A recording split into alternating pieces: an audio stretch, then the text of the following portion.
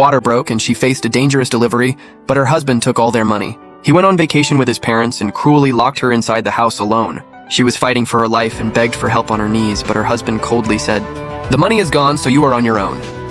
That night, the house was completely silent and no one answered her. The violent contractions hurt so badly that she nearly passed out, and despair consumed her.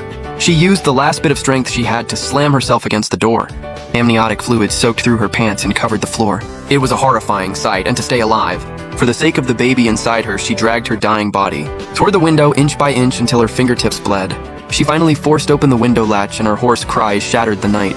A neighbor heard something wrong and rushed over to break down the door.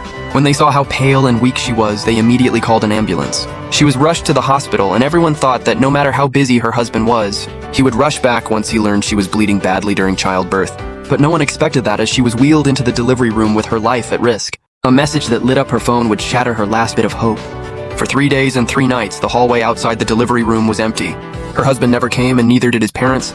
There was no hot meal, and not even one word asking how she was. After the trauma of childbirth, her wounds felt like they were being torn apart. She was too weak to stand or walk and felt dizzy and nauseous. She nearly fainted several times and could only ask a nurse to buy her a boxed meal. She swallowed it with cold pickles, and every bite tasted painfully bitter. The older man in the next bed could not bear to watch her suffer alone. He quietly gave her a bowl of hot chicken soup, and she smiled and thanked him.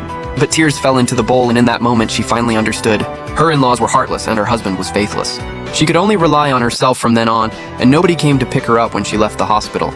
She held her newborn baby and took a cab back to the empty house alone. The moment she opened the door, she saw piles of dirty clothes, moldy dishes, and a foul-smelling sink. The desolate, ruined home looked just like her completely broken heart. But this time, she did not shed a single tear, and after settling her sleeping baby, she found a bank card no one knew about hidden in an old backpack she had not touched in years. It had $200,000 that she had worked hard to save before marriage. It was the security she had never told anyone about, and the fully paid marital home was hers before marriage. The deed was in her name alone, and her in-laws had lived there free for more than a year. They never paid a dime for utilities or fees while enjoying everything she provided. Her heart was completely cold, and she had no attachment left. She contacted a realtor that night and decisively rented out the house. She received $15,000 in full for a year of rent and handled her car the next day. The car was in her husband's name, but she had paid for all of it from her own account. The transfer records were clear, and she quickly sold it for $35,000. She completely cut off everything they depended on, and after days of vacation, her husband came home happily with his parents and gifts but found strangers living there. Her mother-in-law threw a fit and screamed that the house belonged to her son.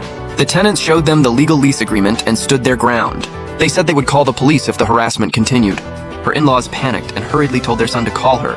But more than a dozen calls showed he was blocked, and his furious mother said she would sue her daughter-in-law for taking money and selling the car, but the neighbors immediately exposed the truth. Everyone knew she nearly died from postpartum bleeding while her husband was out sightseeing. He had been unreachable the entire time and showed no mercy at all. When the man heard everyone talking, his face instantly turned pale. He started shaking and finally panicked. He frantically searched everywhere for his wife and her father. Their door stayed shut, and every relative, friend, and co-worker refused to say anything.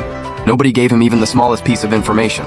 No one knew she had been diagnosed with severe anemia after giving birth. The doctors repeatedly warned her that she needed rest and treatment, or she could suffer lifelong complications or even lose her life.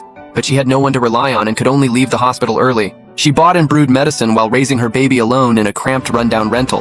Late at night, when the baby cried, she endured the pain and soothed the child to sleep. She fell apart, healed herself, and kept going through tears. To feed her child, she gave up every bit of pride. She picked up discarded vegetables at the market every day and silently endured the darkest time of her life.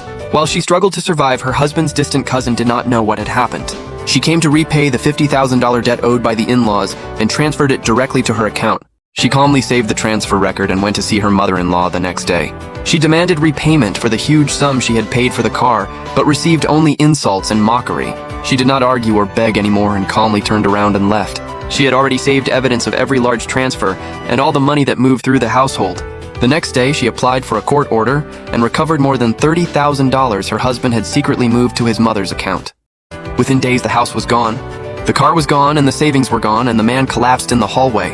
Regret flooded his mind as he remembered how she served the whole family while pregnant. She poured tea, served water, washed feet, and did housework while silently enduring every harsh demand. His mother once threw a bowl in public because she disliked the food, and she quietly picked up the broken glass. Even when her hand was cut, she never complained, and all the kindness he had trampled on now turned into blades that cut straight through his heart. and days later, she returned calmly and handed him a divorce agreement.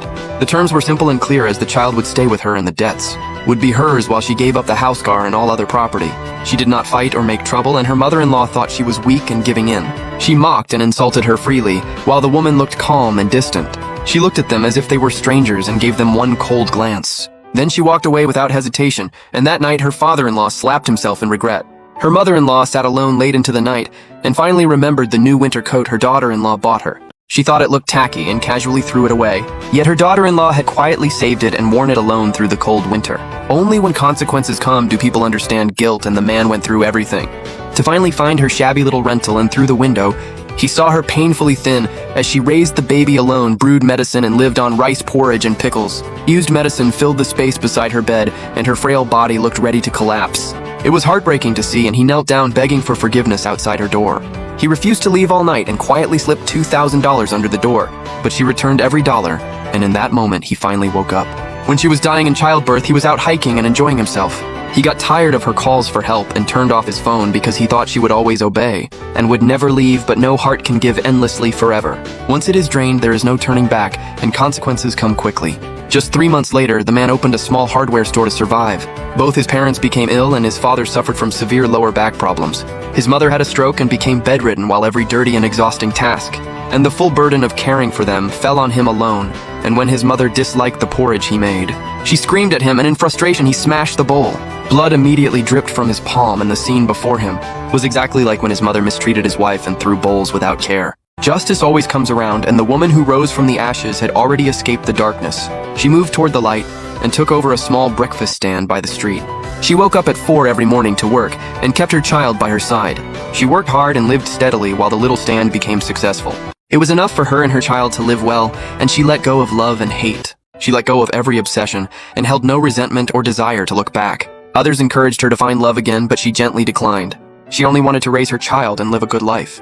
She carefully saved the $50,000 for her child's future. When someone asked whether she still felt hatred, she simply said, "Life is too short to waste on bad people and bad things. Living well is the greatest comeback, and the harshest revenge in this world is never screaming and fighting, but completely letting go. Shining on your own and becoming strangers forever. Living a brilliant life, because true hearts are not always reliable. Do not deceive the human heart, because good and evil always have consequences. No one escapes what heaven has in store."